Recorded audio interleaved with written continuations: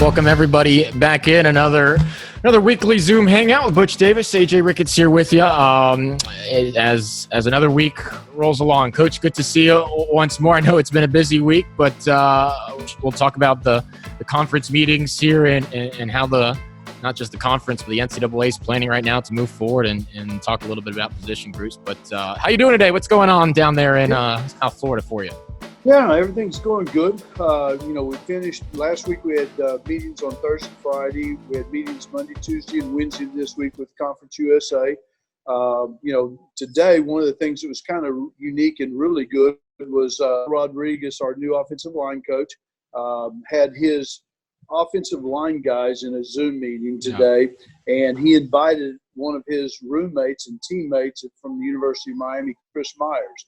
And Chris was kind of a special guest. He kind of talked a little bit about his high school career at Palmetto High School, and I had recruited both of them. They were roommates together all through college, and he really shared with our players an awful lot of that I think are very, very critical and very important for kids to learn as they go through college. He wasn't highly recruited. Yeah. He redshirted his freshman year. He came in, he played. One of the things at the time he told the players, he said, I actually hated it because I really wanted to play right offensive guard. That was my position. That's what I really felt like that I was the best at. But as guys got hurt and guys got injured, Joel got injured and he had to move to offensive center. And I think he played like 6 or 7 games one season as an offensive center. Somebody got hurt at the right offensive tackle, so we had to play offensive tackle.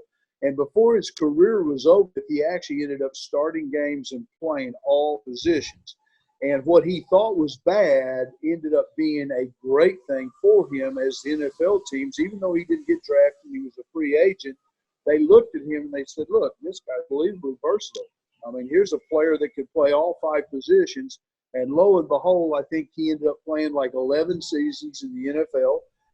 Played for the Houston Texans in the best year that they ever had. I think they were 10-6. They went to the playoffs, and I think during his career in the NFL, I believe this is correct. I think he had like maybe 3 or 4 Pro Bowl seasons, and that wasn't highly recruited. He wasn't drafted. He didn't get drafted in the first and second round.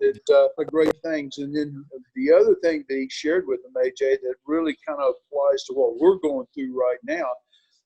One of the seasons that he was in the NFL, as soon as the Super Bowl was over, they had a lockdown in the NFL where players in the NFL, they could not go to the facility and work out. They couldn't even talk to their coaches. And what we're doing today, the Zoom meetings and conference calls, they couldn't do any of that. They had no contact with their coaches for 5 or 6 years or 5 or 6 months. And so one of the things that he shared, what they did was they bonded each other. Yeah. They would maybe work out with each other.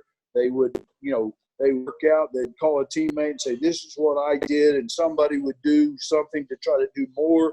And they really motivated each other. And that's kind of one of the things that we've talked to our players all summer, these last 2.5 months is, you can't control everything, but you can control what you do.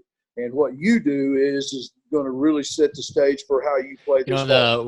With all the free time and the broadcast world at the very least, a lot of folks shifting to podcasting and starting a new podcast, maybe not even the broadcast world, wherever it may be, talking about food or whatever the topic is. With you guys, you've had the opportunity, in addition to studying the playbook and the training, to have guys like Chris Myers, that a 10-year NFL vet with Denver and Houston, as you mentioned, talk with the team. I think you mentioned Ken Dorsey's been another guy that's talked with the group, but whoever it's been, you've had the opportunity to reach out to a number of folks, obviously, in your network, and it's been beneficial for this team to hear from so many people. And today was Chris, but it's been a lot of guys I know throughout the last couple months. It has, AJ. I've been really, really fortunate. Originally, after about the first week or so, I thought, you know what? The players, they're listening to us. They're going to get sick and tired of listening to me maybe a little bit, the other right? coaches. If they're going to listen to us for the next 4.5 months, this is going to be fun. So I reached out to a lot of former players and speakers and people that I've had to address teams over the last 10 or 15 years. And I was hoping, to be honest with you, that I'd get maybe 3, 4, 5 guys to do it. And I think we're up to like 15 to 18 former players that have done a 3 to 5 minute motivational, just a little bit about, what guys should be thinking about, what they should be focusing on. Alonzo Highsmith is going to be Awesome. the feature speaker this week. Maryland's done it. Darren Smith's done it. Kevin Elko, who's probably the leading sports psychologist in all of college athletics and professional athletics. And Rachel Barbeau has done a great job. We've had a lot of people good, because I think every single one of them, even though it's a different way in which they approach how they're going to try to inspire the players, but they all hit things, probably 2 or 3 things that everybody has been saying. And I didn't tell them what to say, but they've made statements about things that, what could make a difference in the team, how you could become a champion, even going through adversity and tough times like we're going through. So it's been really good. The speakers have been awesome, but don't sell yourself short. I'm sure this team is fired up to hear you and the assistant coaches in the team meeting room very soon. They can't get back to the team meeting room soon enough for position group meetings.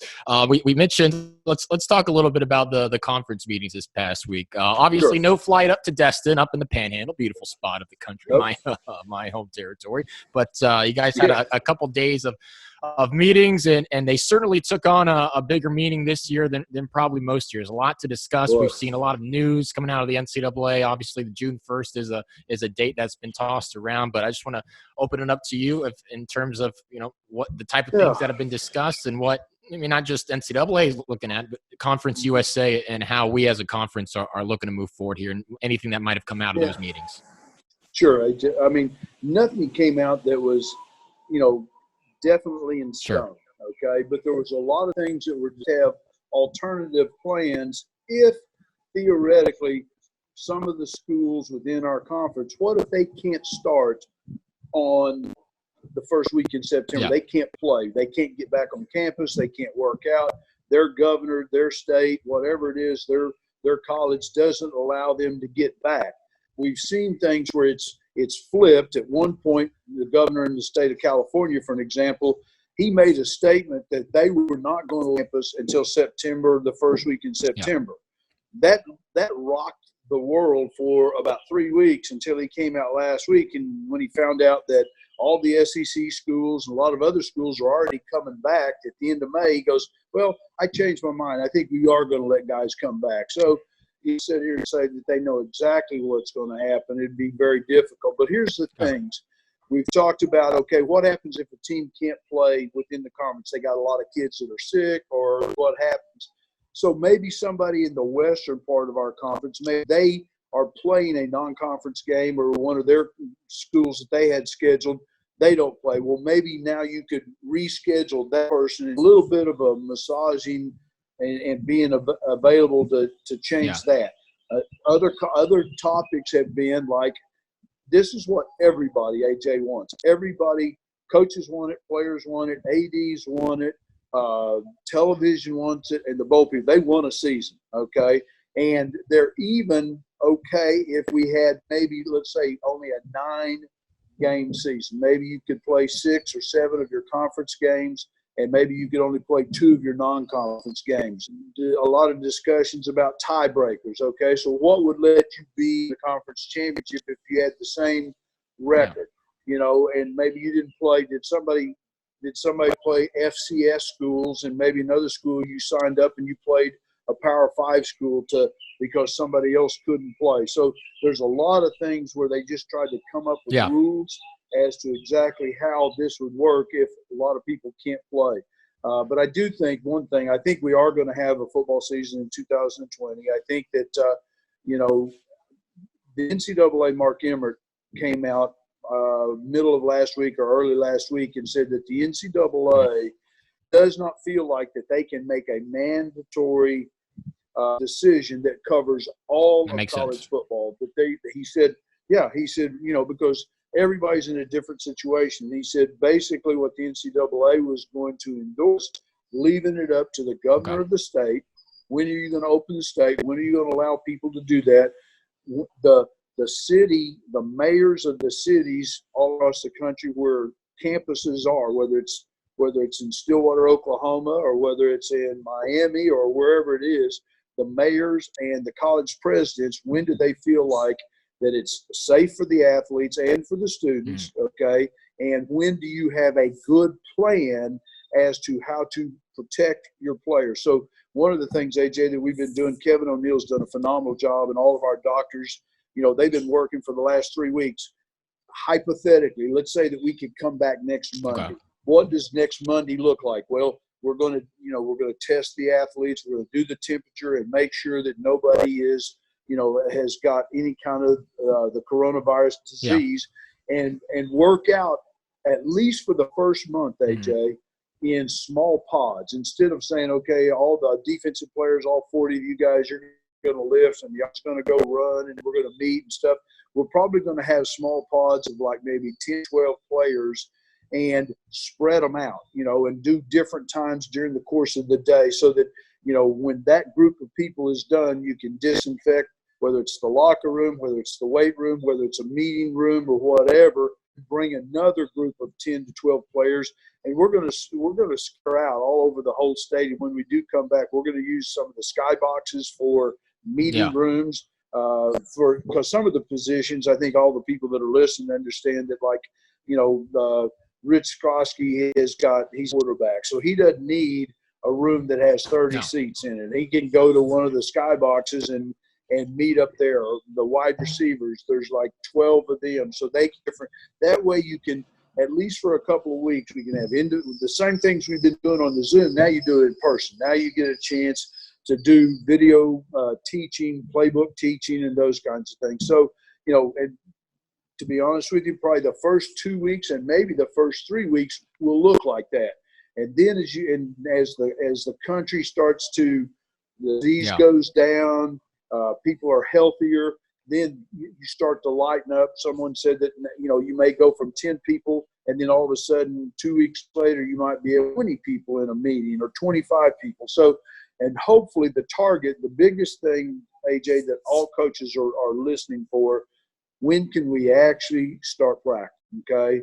And there's a proposal that we have a 6-week training camp instead of normally you go and you start the 1st of August and you play your games the 1st of September. They're everybody back by sometime right after the 4th of July, maybe the 10th of July, to give you an extra couple of weeks for training, for testing, and a lot of those kinds of things. And especially because a lot of us didn't have spring practice. So you'd like to have an additional 8 to 10 to 12 practices to kind of school up some of the kids that were targeted, for spring practice. Answer questions, but those are some of the things that, we've been talking about. Starting to seem as if the month of June will at least lend itself to the return of athletes around the country. But with that caveat, as you mentioned, of things being different, the procedure is not going to be the norm, but there will be that possibility of students coming back. Last thing I'll ask about the meetings or what's been in your ear throughout the last week or so, just on behalf of our 50,000 students at FIU and a bunch of alumni that I'm sure are wondering the question, and I think it's been asked during every administrator or coach's interview, just in terms of fans. And we've certainly heard different things. I know Gene Smith, I think yesterday up at Ohio State, said maybe if things are going okay, we'll have 50,000 in the horseshoe. And I think, maybe depending on the region, obviously that differs, but was anything in terms of attendance or fans in the state brought up, or is that more on the administrative side that wasn't talked about the coaches? I just figured I'd bring that up on behalf of our fan base. No, you know what? I mean, it was one of the things that was brought up. And obviously the coaches, it's like, we want to play the games. If there's nobody there, that's fine. If it's packed to the rafters, that's awesome. I think probably the biggest thing helped at least FIU was when President Rosenberg came out last week and said that FIU, we will have on classes in the fall semester, because one of the things going to potentially set up a where you couldn't even have is if you're not having classes and you don't have kids on your campus, how can you have a football team there? They're not going to. So when he made that statement, if the university and he and the board of trustees, if they feel like that it's safe enough to bring all the students back on campus, it's clearly going to be safe enough to bring people into the stadium. Absolutely. And this is a shifting dynamic each and every week, but hopefully a positive trend. And with each and every week, we'll have more information. But hey, step one, get them back on campus. Yep. And that's been a great thing to see. All right, Coach, let's talk about our guys. All right, position groups. Sure. We've gone through them each and every week. We're shifting today. We're going to go defensive backs and wide receivers. We'll start with the offensive side. Hey, we got some proven guys as wideouts right now in terms of what they've comes to mind. Shamar Thornton had a great season last year. Bryce's freshman year wasn't hampered by those injuries. A breakout campaign already. We add J.J. Holloman in as well. They're just three of a number of guys at that wide receiver position that brings a lot of speed and a lot of proven experience at that position. Yeah. Well, the one thing is obviously Shamar really came on last year. When Bryce Singleton got injured, Shamar, a lot of seniors, Tony Gator, and a lot of guys that had played a lot in the previous years. And Shamar had touched the field a little bit in 2018, a little bit. But last year, he really came on. Obviously, he had a great game against University of Miami, one of the sideline screens that he took in for a touchdown was a huge, big play. But getting Bryce Singleton, that was devastating to our somebody that's as talented as him. He had gone through a knee surgery issue and everything, and we were hoping to really test far along during the spring practice. He had come because Kevin O'Neill and all our orthopedic surgeons, they said he's in great shape. He's stronger, feels better, and but he's been training and stuff. So I really think that he's going to be good. You referenced J.J. Holloman. 3 years ago, we had J.C. Wharton, okay, if you remember when he came and transferred from Florida and he sat out and redshirted. He was outstanding on the scout team, okay, which is one of the things that you look at as a coach. How does a kid, when he's not eligible and he's not playing, how does he look? And he did great. So the next year when he was eligible, he had a great season. Well, J.J. Holloman, the same thing. Last year, he wasn't going to be eligible, but every single week he got the being the other team's top receiver. Put the jersey on, he's got the number, and he did a great job. He practiced hard. I really truly think that Stanley's around. I think as our corners, I think that he helped them get better. Because if you really want to be good, you want guys that are really good. I think, the two twins, the Dames twins, Rashad playing corner and playing in the slot, he got a chance to go with him. So those are three guys that are pretty talented players, okay? And so the next thing for us is, and this is a big part of when we get back, whether it's July or August, we've got to get depth. We've got to be able to know that every week that we've got 6 or 7 wide receivers that can go in all the time, because our up-tempo offense, we're going to play some 75 to maybe 85, 88. So no 3 wide receivers are going to be able to play any of those plays. You're going to need your starters. You'd like your high-profile players to probably play in the high 40s, low 50s, and the other guys to play 25 to 30.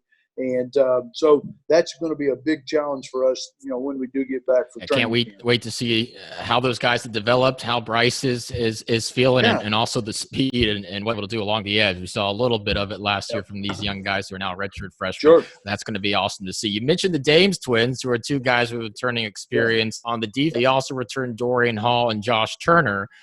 Look, all 4 of those had the great moments. Richard's interception return against Western Kentucky, one of the top plays of the season. You have some awesome plays and some awesome the one-handed interception. That's an all-time moment at FIU. But Coach, it excites me, the defensive back, that position, and you'll have some young guys trying to prove themselves. We lose Ike, we lose Stanley, 2 guys who are getting their shot. And there's going to be some guys vying for some reps, but with some folks with some experience too in the Dames and Dorian and Josh Turner. It's going to be a fun position group to evaluate. Well, one thing, AJ, that's really changed, obviously, Brennan Renner, okay, and Jared Cruzy, who was in the NFL with the Cleveland Browns. He's been at the New Orleans Saints. The two of them have done a great job in changing, and I think they had an impact in Ike's, but the growth and the development. If you see, if you see the way in which that Dorian Hall has improved over the last, he was a big physical athlete, but his personality has really grown under those guys. And obviously you talked about Josh Turner. Josh was nicked and hurt off and on a little bit last season with some groin and some hamstring stuff, but he has got great football instincts, and he can play corner. He can come in and he can play one of the nickel positions. If teams go multiple wide receivers, you can kick him inside against maybe like their best slot wide receiver standpoint. We have two young kids, Jamal Anderson and Jason Walker, and they've gotten a little taste in games, not much. They've, maybe 5 plays in maybe a half a dozen games. They did play some legitimate roles on special teams, as gunners on the punt team, on kickoff cover, and some of those things. They got terrific talent. Okay, they're both in that 6'1", 6'2". They got really long arms. They got good feet. And, they're starting to really challenge and push each other and push the other guys. And truly with defense or teams that go what college coaches call 10 personnel, which is 4 wide receivers, you need to have a lot of corner type of guys, And so obviously for those two kids, we need them to come along and really grow and develop. And we just need, and one of the things that's going to be great for them, they may hate it every single day, but going against Bryce Singleton and J.J. Holloman and Shamar, that's going to make them better. I mean, I watched this my entire career, watching defensive backs, Miami, and you watch the Benny Blades go and knock down or going with the Dallas Cowboys, and we still had Michael Irvin and some other really good, talented wide receivers. But when Kevin Smith and Darren Woodson and those guys, and every place I've ever coached, guys that love playing in the secondary, you want to cover against good guys. But that's how you build your confidence. That's how you know on Saturday when it's games on the line and it's in the red zone, it's at the 15-yard line, and they're going to throw the ball into the end zone. I know I can cover that guy because I've done it for the last 10 win teams. So it should be a lot of challenges. It should be a lot of competition. You're right. There's probably going to be some practices. It's inevitable. They're going to hate it with the talent that we have in the whiteout spot, but that just comes with the territory when you're. But that's everybody, AJ. I mean, that's literally at every position. There's offensive linemen. Listen to we referenced today, Chris Myers, and he talked about, he hated having to play tackle because he had to go against a guy that was a first-round draft choice, defensive line, but it made him better. And I don't care what the position that you play. I mean, you want to go against high-profile players, guys that love to compete, love to go out there, and they want to challenge each other, whether it's our defensive linemen going against our offensive linemen, our tight ends against our linebackers, receivers, everybody.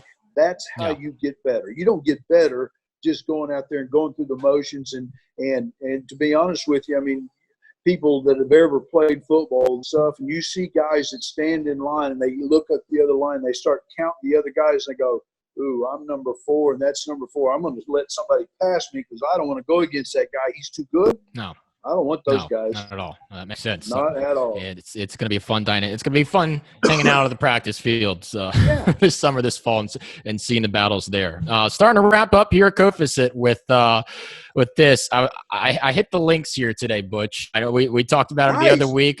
We've been trying to get out on the golf course. I don't know if we've been able to, but I got out for 18 today. I want to ask you this. Guess my score today. What do you think I hit today? I'm very interested. 96. Really close, but 92. It was 92 today. That was a personal best by a lot. Usually it's 120, 130. I won't tell you the amount of mulligans I had today to get to that 92, but there were a considerable amount that probably would have cost me money. You're too good of an athlete to you practice a little bit, get some memory, you'll be down in the 80s. Usually I'm running a meet on the golf course. I'm not actually golfing. So it's I got to get that muscle memory. But I appreciate the 96. I respect that. Now, that prefaces our question here, our Twitter question from DevSAV Connor D. He asked, Coach, favorite course golfed on? I think we chatted a little bit about this before, and I can't remember what you said, but you've been all around. What's been the best round of 18 you've been able to do? Yeah, it would be hard to I'll tell you who the best is. Golf Digest in the top 100 courses in the world. I've played 40 of them. Okay. So, but Augusta was that's got to be number one. Oh my God, yeah. And I've played Pebble Beach, and I've played a lot of different courses in the United States. I've played the old course in Scotland, and a lot of the golf course, a lot of vacations. I either rent clubs or borrow clubs or do something like that. But I've been blessed. I've been very, very fortunate to play in some very, very good golf courses. But Augusta, I mean, I had watched the Masters growing up with my dad and watching it on Sundays and black and white TV and all that. Yeah. And the first time that I got there, it blew me away because the reality of it, television doesn't even come close to doing the elevation changes and the undulations on the greens. I mean, on the greens, it looks like, it's about a 2 or 3 foot slope down there. And then you get there and it's like a 6 or 7 foot slope. And, going 10 off on like number 10. I mean, it's literally, I don't know, I'm going to make this up, but it's got to be 200 to 250 elevation from the tee box down to the bottom where the green is. It doesn't look like that, but there's, it's amazing, and it's the most beautiful place that you've ever seen. I mean, just the core, it just, it's like walking through, it's just the flowers blooming and stuff like that. It'll take Imagine it's a little surreal walking up to Amen Corner, and a little difficult to read the greens there probably. First time. I'll give you a quick story about playing. Almost made a hole in one on 12. It came close. I was like 16 inches away from it and stuff. The second time that I was going to go, the first time I played kind of mediocre or average, scores and stuff. So the second time I was like, I really want to play good. So I practiced and stuff like that, and we were going to fly down there, and we were going to play for 3 days.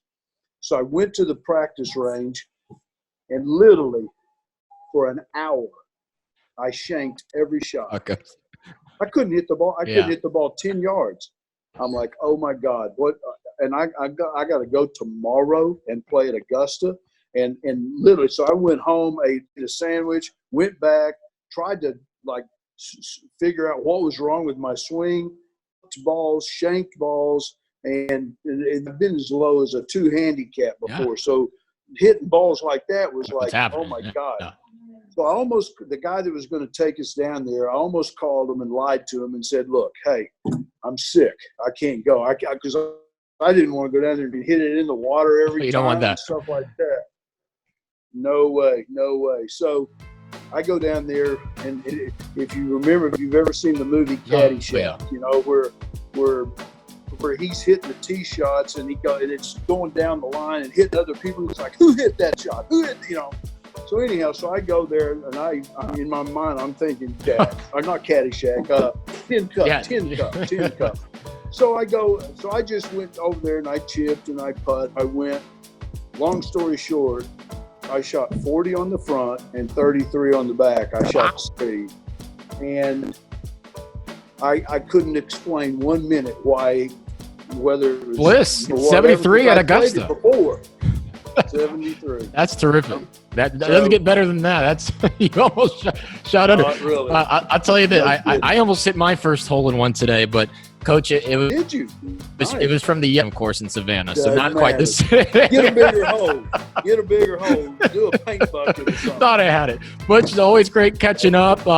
It seems like we're making the progress here towards getting guys back. So football's coming. Yeah, that's it's all coming. I know. I know that's exciting for the guys and the coaching staff as well. So appreciate the time. I'm sure we'll do this again next week. But in the meantime, enjoy dinner tonight and stay away from the bear. All right. All right. Thanks, everybody, for Thanks, guys. joining in. We'll see you guys next week. Pause up.